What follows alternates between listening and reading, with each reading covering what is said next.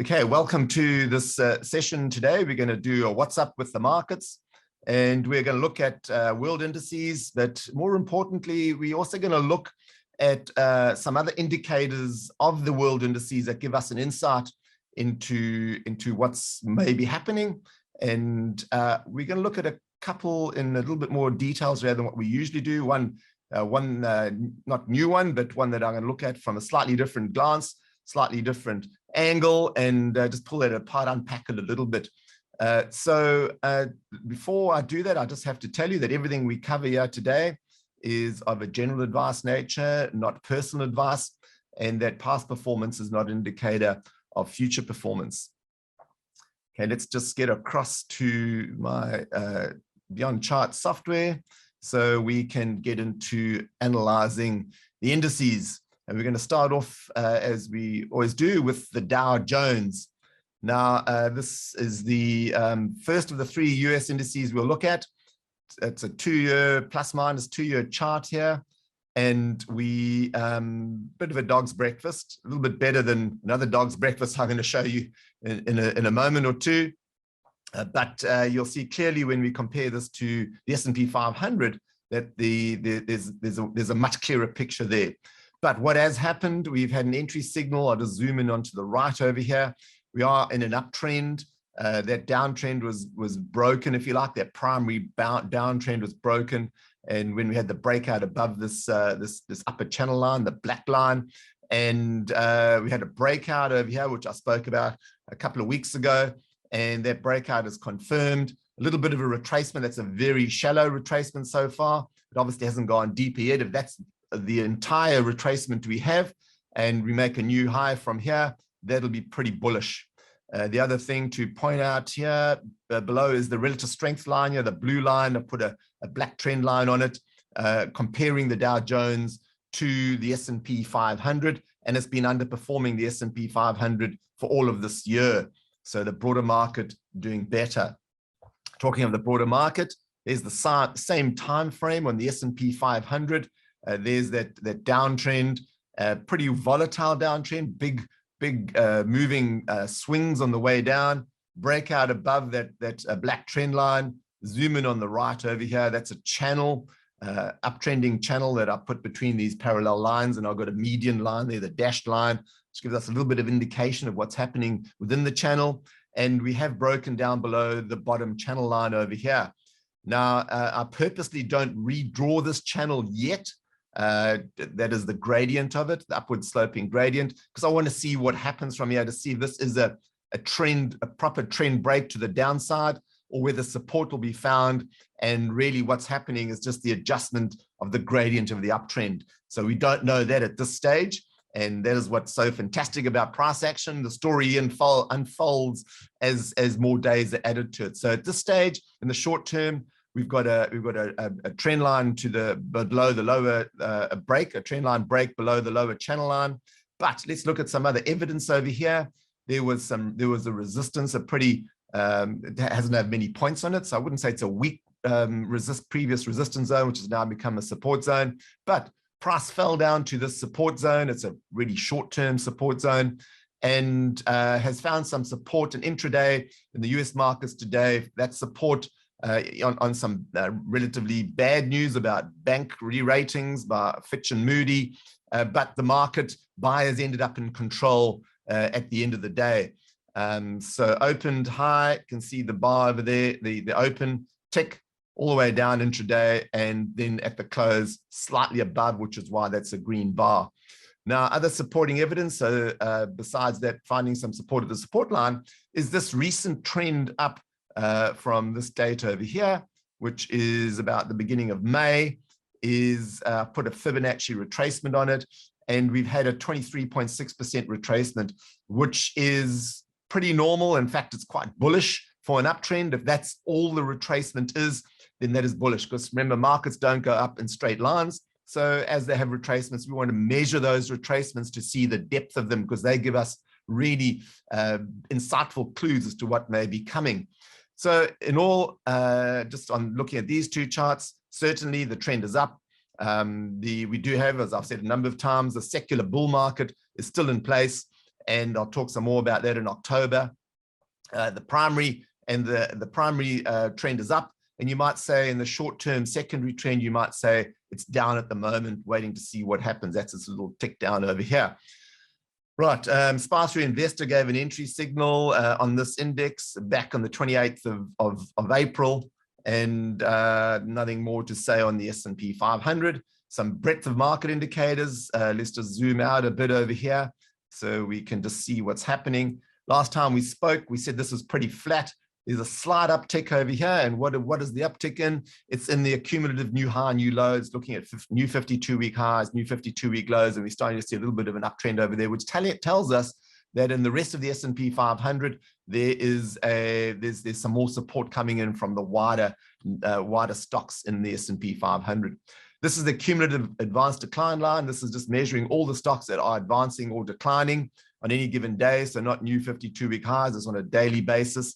And you can see that there's more evidence over here of the gray line. So the blue line is the S&P 500. The gray line is the cumulative advanced decline line. And it's a breadth of market indicator as well. That is rising. That trend is up. So that's more supportive evidence of this uptrend of the broader market coming into support the early adopters. So some of the laggards now coming in as well, which is indicative of the market getting a bit stronger.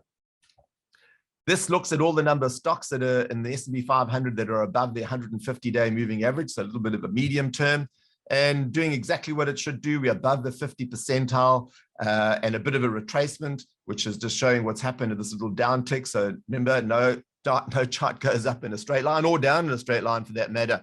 And so what are we? So we're gonna have a little bit more of a look into this. You can see I've done a manual back test. You can see these green dotted vertical lines over here, and it's just looking at how well the oversold zones work in with this indicator, with this breadth of market indicator. And you can see that they pick the bottoms pretty much close, but the converse is not true. Very poor at picking tops.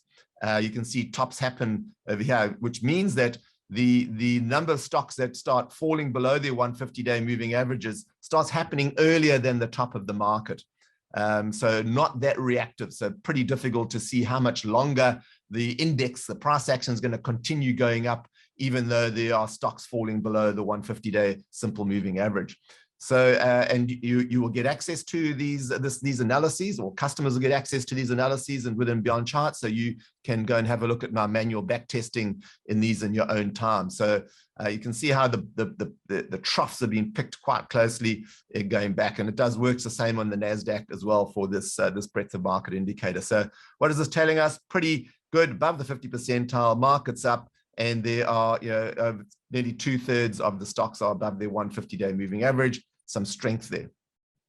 Right, this is a sentiment indicator. What I do here is I measure how consumer discretionary is compared to consumer staple, and I use the two of the spiders, the sector ETFs, which are XLY and XLP. So XLY is the consumer discretionary, XLP is the consumer staple, and we're getting a relative movement on how these two are comparing on the basis that discretionary sector does well during bull markets, it does better than the consumer staple, and consumer staple does better than the consumer discretionary during bear markets, where people go to the cash type stocks and the ones that are a bit fuddy-duddy but more stable. And so what we're looking for over here, and I know it's a bit messy, but obviously there's the raw price action in the top chart.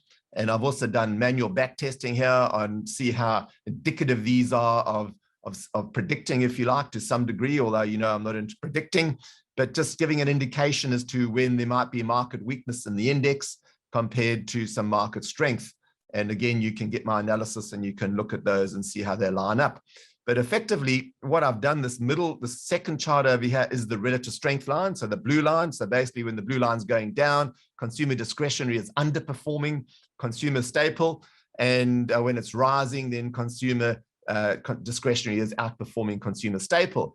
And then what I've done is I've put a trend indicator on that and made it pretty long term. It's a 55-34 of the SIROC, the smooth index rate of change. And so this is now an indicator of an indicator. And effectively, when the SIROC starts falling, it's saying that this relative strength line is showing weakness.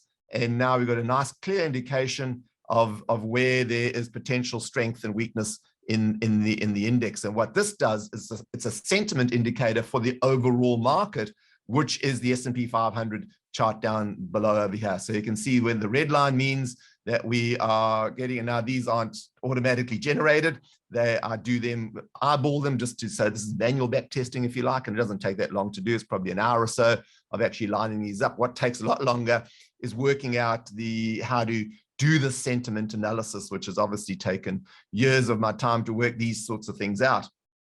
So when you get the red line over here, effectively, it means that there's potentially market weakness coming. And of course, we couldn't see the right-hand side of the chart at the time, but there's the weakness that ensued until we got this, and I'll just zoom in over here, until we got the SIROC indicator start rising, which means that there's a bit of a medium to longer term trend starting. It didn't last that long. So there's the S&P 500 did rise with that as a sentiment indicator. We then got weakness, went sideways for a while, a little bit up, and then we got this really bullish sentiment indication of some bull market to come. And that happened over here at the date over here is, what is that, around about 1st of June.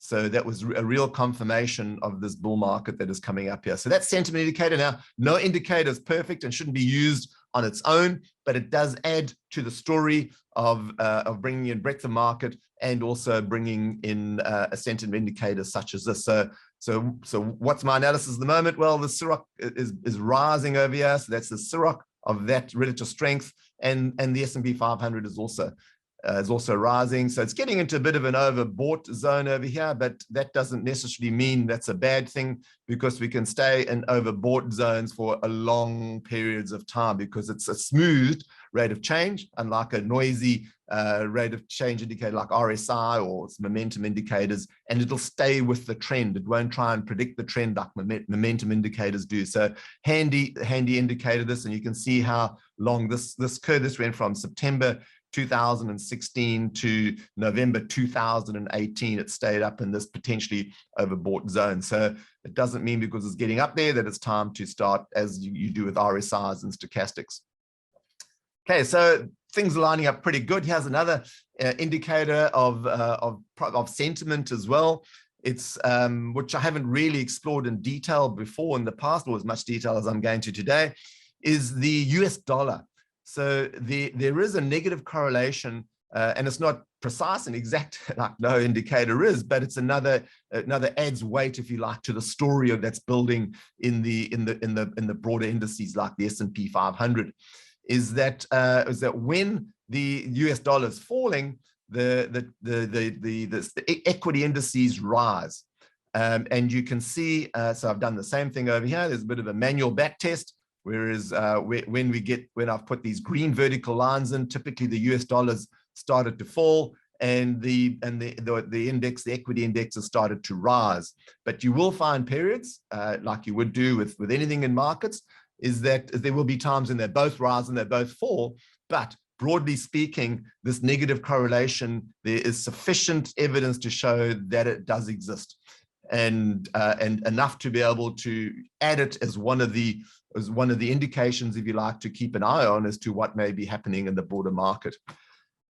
So what have I done here as well? I've done a similar thing. I've put a relative strength, not a relative strength, a smooth index rate of change trend, which is my favorite trend indicator, on the actual US dollar.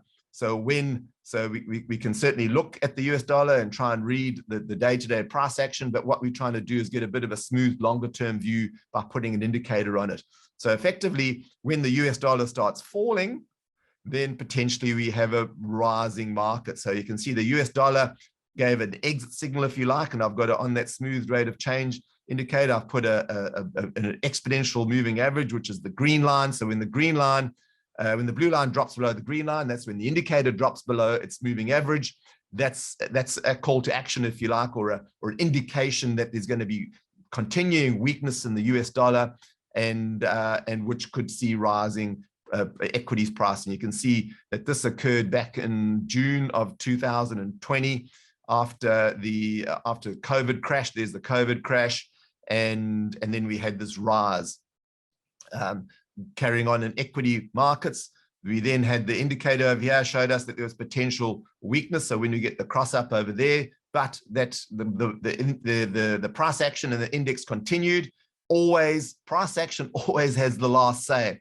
That's what we've got to go with, not these indicators. The indicators are just some indication of what potentially could be happening with weakening and strengthening in the market. And then we had this indicate this over here saying market's the US dollar was rising, and we had a period of US dollar and equities rose, but eventually we got the top, and there was the bit of the sell signal, and there we had another time. So here's where the market, the US dollar is rising and the market is falling, so you get that negative correlation, and so that's where the sell signal comes in.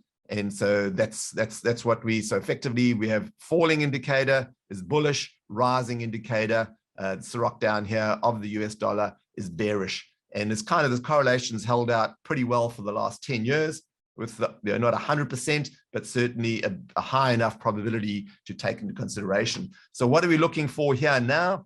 There was the indicator started rising here on that little bit of rise in the US dollar, didn't pull through. So here there would have been, maybe this market's getting a bit toppy, but now the indicator's fallen again, and we have this trend line over here.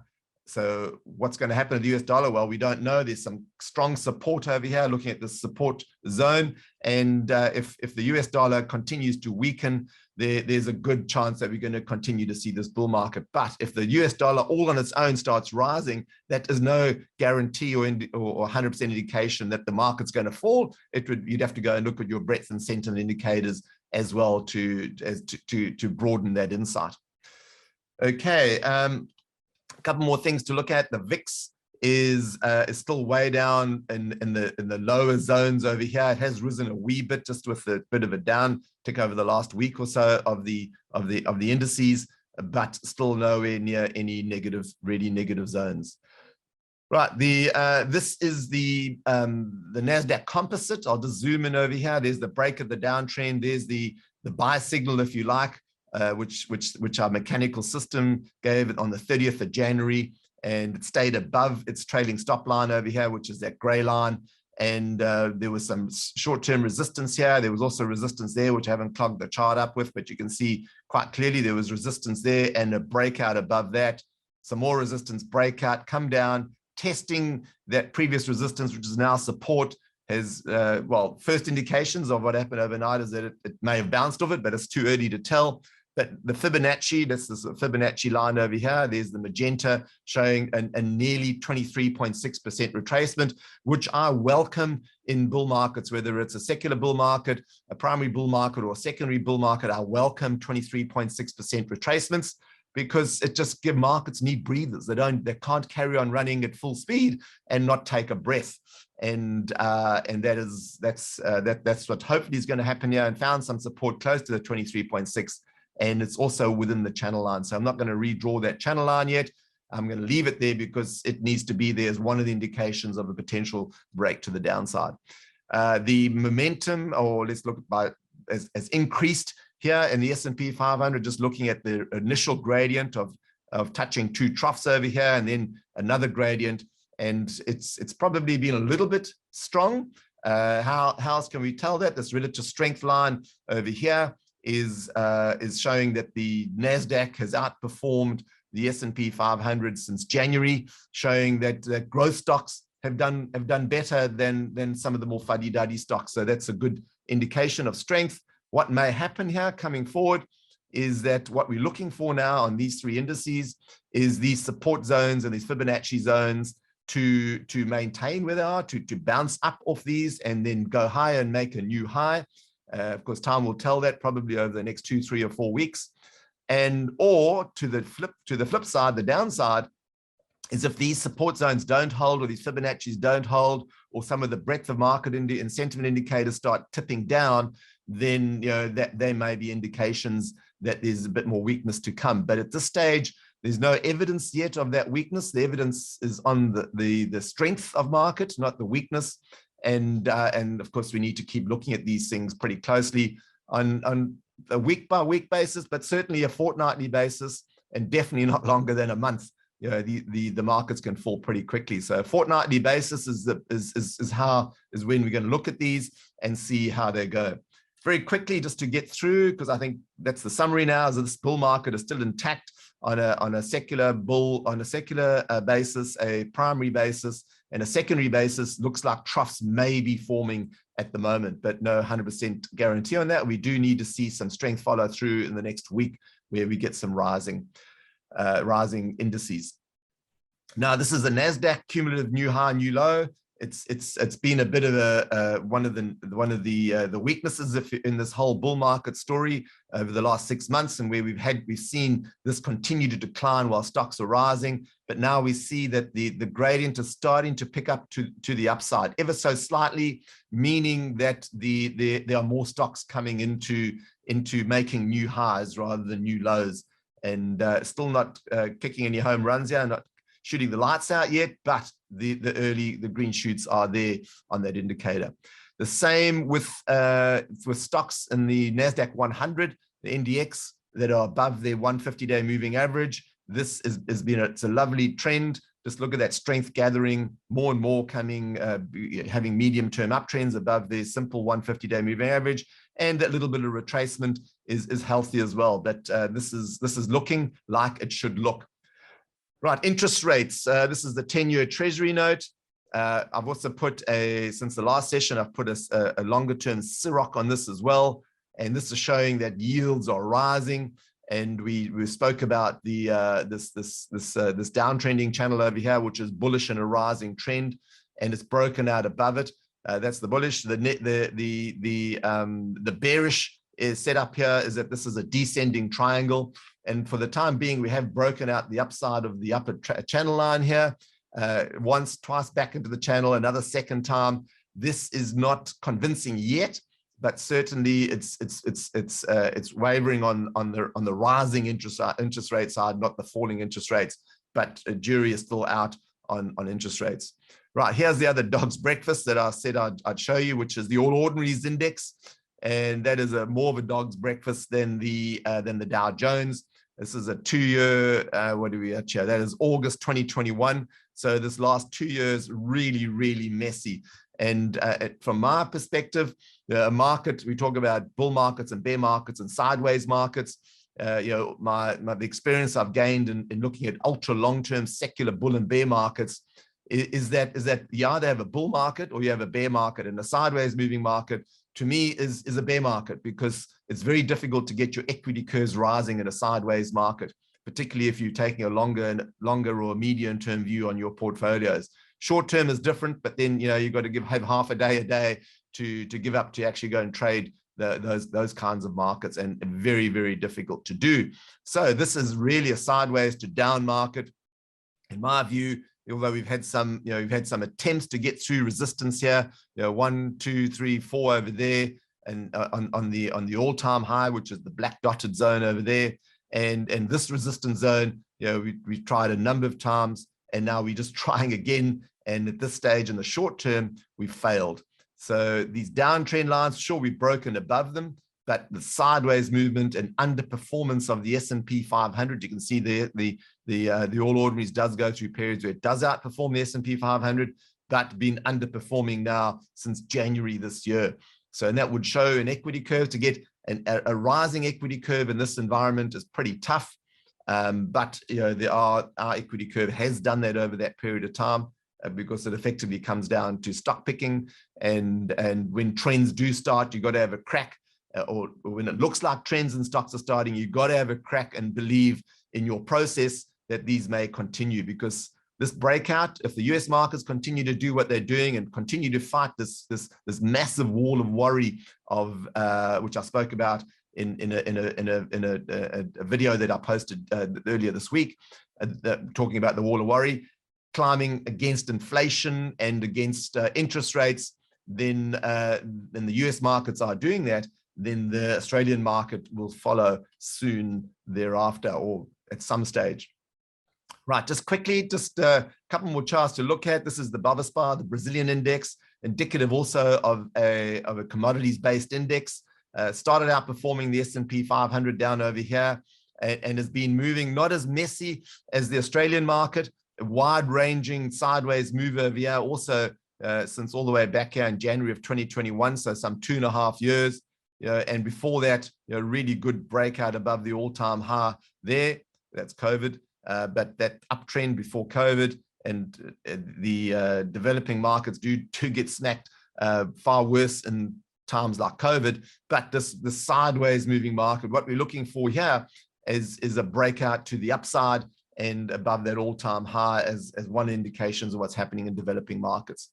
Australian US dollar in a big downtrend here towards the bottom of the channel. To me, currency is share price of country, and this is indicative that the things aren't, the rest of the world's not viewing the Australian economy, if you like, as being that crack hot, and that's followed through into the All Ordinaries, where we're not seeing big international money coming into the Australian market at the moment. And of course, that does sway and ebb and flow, and at times it does happen.